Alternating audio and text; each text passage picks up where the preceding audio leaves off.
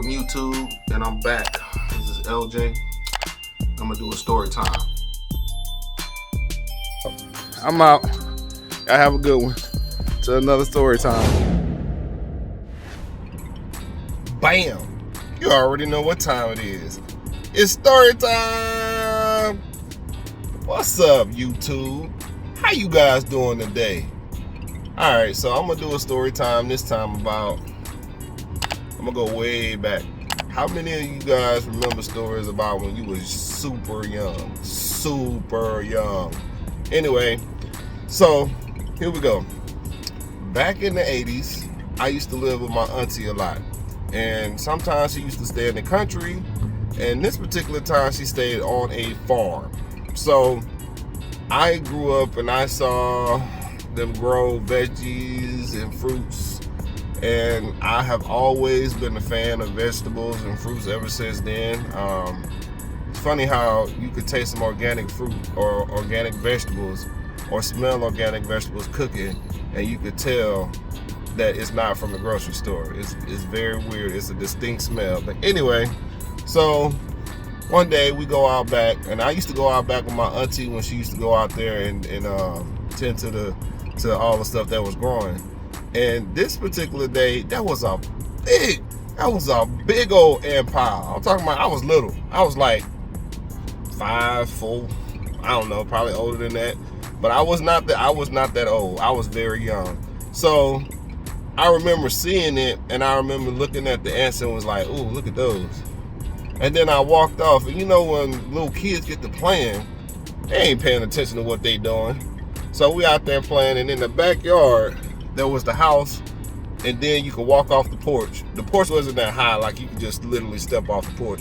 To the left was the ant bed and was the water hole, and straight back was all the vegetables and fruits that they had planted. So we're playing in the backyard while my auntie is, out there doing her thing.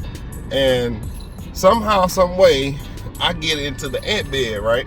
So I had on some pants, I had on my shoes and socks, and I had on like some kind of long shirt. But I'm playing, and all of a sudden I started feeling something like some pain at my leg, and I'm like, ow, ow, ow, ow. And I look down, and I see, and I like step right in it. And if you ever seen like someone step in the ant bed or like hit an ant bed, immediately soon as something happens to that ant bed mound, ants attack it. Just like that. I looked down, and I had ants all on my pants. I had ants inside my pants, on my socks, on my shoes. They was coming up my leg, biting me. So I started dancing. Ooh, ah, ooh, ah, ah, ah. I started crying and everything. Right, my auntie looked. She said, "Boy, what's wrong with you?" She saw the ants on me.